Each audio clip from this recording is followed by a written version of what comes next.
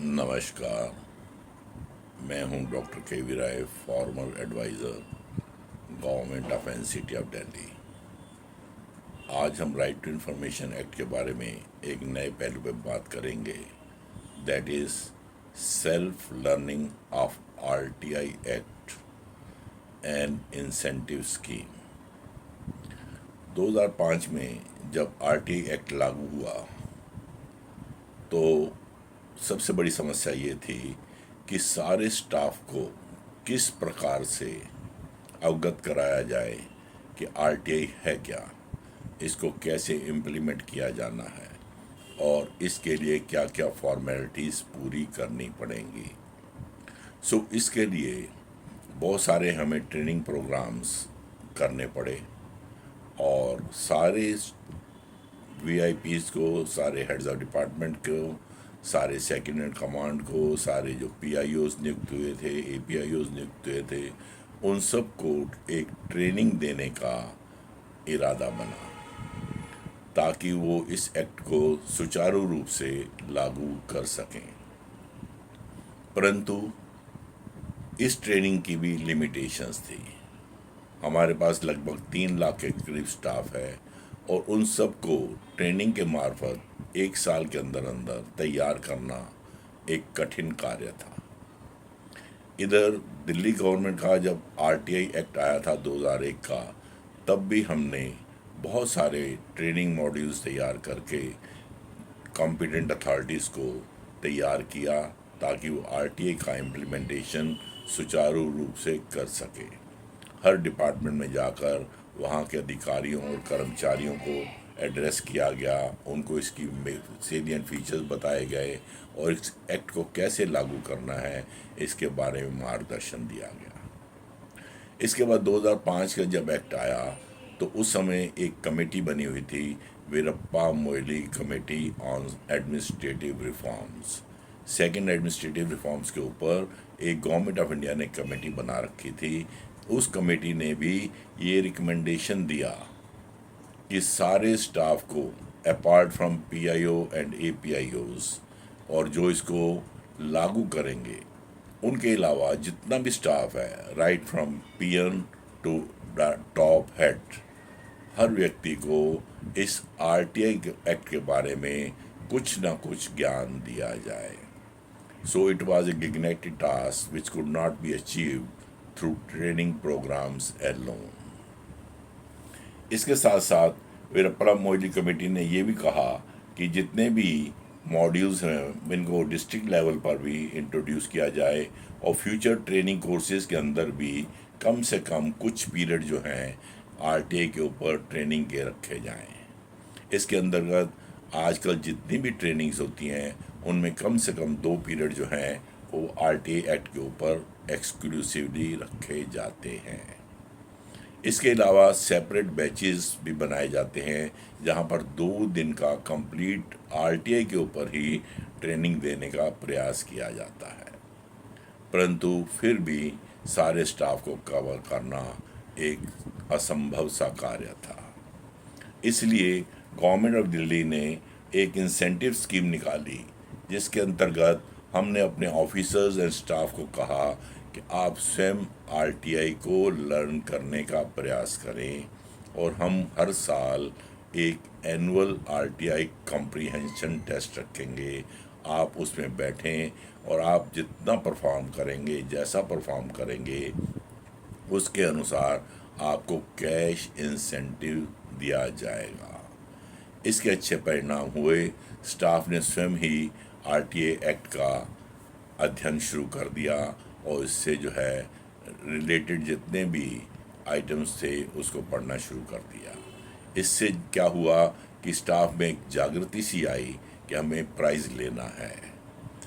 इसके अंतर्गत हमने ये स्कीम बनाई कि LDC, UDC, assistant section officer and above, इन सब के लिए 4 किस्म के अलग अलग पेपर बनाए जाएंगे ताकि उनकी कैपेबिलिटीज़ के अनुसार ही पेपर सेट किया जाए।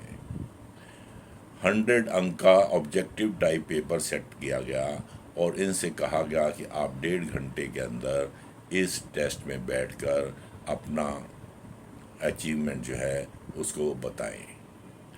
इसका रिज़ल्ट ये निकला कि आधे से ज़्यादा बच्चे जो हैं वो 50% से मार्क्स लाने शुरू हो गए, और इस प्रकार उनको ट्रेनिंग देने में हमें कोई असुविधा नहीं हुई।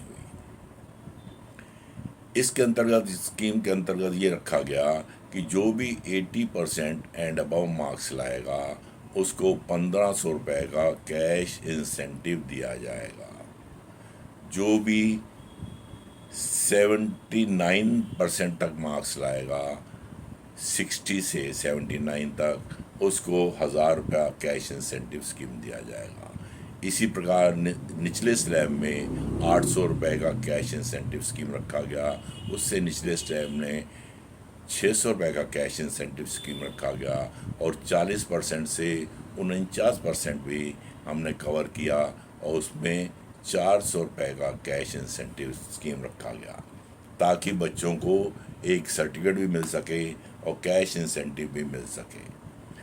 इसके अलावा जो बच्चे अपनी अपनी कैटेगरी में, एलडीसी में, यूडीसी कैटेगरी में, असिस्टेंट कैटेगरी में, सेक्शन ऑफिसर एंड अबव उस कैटेगरी में, तमाम बच्चे जो भी फर्स्ट, सेकंड या थर्ड आए उनको एडिशनल कैश इंसेंटिव दिया गया, ताकि उनका प्राइज मनी और भी बढ़ जाए। इस प्रकार से हमने अपने स्टाफ को कैश इंसेंटिव स्कीम देकर प्रोत्साहित किया कि वो जो हैं इन टेस्टों में बैठें, और जो भी फर्स्ट, सेकंड, थर्ड आएगा उसको एडिशनल कैश मिलेगा 1500, 1000 और 500 रुपये का। सो फर्स्ट प्राइज जो बना वो 1500 प्लस 1500 3000 बन गया। सेकंड प्राइज के अंदर 1000 रुपये एडिशनल मिल गया, और थर्ड स्टैंड होने पर 500 रुपया एडिशनल मिल गया। तो इस कैश इंसेंटिव स्कीम के माध्यम से हमारे स्टाफ ने इसके अंदर बहुत बढ़ चढ़ कर भाग लिया, और काफ़ी सिमिलर एक स्कीम हमने मैनुअल ऑफ ऑफिस प्रोसीजर के लिए 1991 में स्टार्ट की थी, और उसके अनुसार हमने तकरीबन पूरे स्टाफ को 1991 onwards manual of office procedure में ट्रेनिंग देने का पूरा प्रयास किया, क्योंकि दिल्ली गवर्नमेंट में ट्रेनिंग देने की उस समय प्री एंट्री ट्रेनिंग जो है या इंडक्शन ट्रेनिंग जो है नहीं दी जाती थी, और ये हमारे लिए ज़रूरी हो गया था कि उनको कुछ बेसिक्स तो बताए जाएं। सो 1991 ऑनवर्ड्स सिमिलर स्कीम जो थी मैनुअल ऑफ ऑफिस प्रोसीजर के भी लिए लागू थी, उसका भी हमारे स्टाफ ने बहुत उपयोग किया। इस स्कीम के अंतर्गत न केवल दिल्ली एडमिनिस्ट्रेशन के अधिकारी व कर्मचारी बैठ सकते हैं, बल्कि डीडीए, जिसका हमारे से कोई वास्ता नहीं है, दिल्ली पुलिस जो हमारे अधीन नहीं आती, कॉरपोरेशंस, अंडरटेकिंग्स, ऑटोनोमस बॉडीज़ जो दिल्ली गवर्नमेंट का पार्ट हैं, उनके सबके कर्मचारी व अधिकारी पार्टिसिपेट कर सकते हैं। So this scheme is open to all employees of Delhi government and its attached and subordinate offices.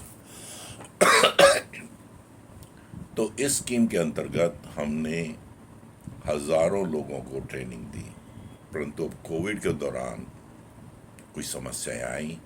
ये टेस्ट 2 साल से नहीं हो पाए, और इसको इस साल से दोबारा प्रयास किया जा रहा है ताकि इसको रीइंट्रोड्यूस किया जाए। इससे पहले, टेस्ट इंट्रोड्यूस करने से पहले, हमारी दिल्ली गवर्नमेंट ने भागीदारी वर्कशॉप्स करके लोगों को वेलफेयर एसोसिएशन के माध्यम से बुलाया, और उन सबको ट्रेनिंग दी कि कैसे आरटीए लगानी है, किस दफ्तर में लगानी है, कितनी फ़ीस देनी है, और ऑन द स्पॉट उनसे आरटीए लगवा कर वही रिसीव की जाती थी, ताकि उनको प्रोत्साहित किया जाए। 2-2 दिन का वर्कशॉप किया जाता था। इसमें आरटीए के अलावा और भी पहलुओं पर उनको जानकारी दी जाती थी, जैसे हॉर्टिकल्चर है और दूसरे पब्लिक डीलिंग डिपार्टमेंट्स हैं, उनकी वर्किंग के बारे में भी जानकारी दी जाती थी। सिटीजन चार्टर के बारे में भी उनको बताया जाता था। इस प्रकार से भागीदारी वर्कशॉप के माध्यम से भी हमने पूरे गवर्नमेंट स्टाफ के अलावा कॉमन मैन को, सिटीजन्स को, उनकी वेलफेयर एसोसिएशंस को, इंडस्ट्रीज़ की वेलफेयर एसोसिएशंस को, ट्रेडर्स वेलफेयर एसोसिएशन को लिंक अप करके उनको भी ज्ञान देने का प्रयास किया। इसके बाद बहुत सारे केसेस में हमने कॉलेजेस और स्कूल के स्टूडेंट्स को भी एनलाइटन करने का प्रयास किया। दिल्ली लीगल सर्विस अथॉरिटी जो एक एक्ट के अंतर्गत काम करती है, ये भी सिमिलर लाइंस के ऊपर आरटीआई को भी कवर करते हैं।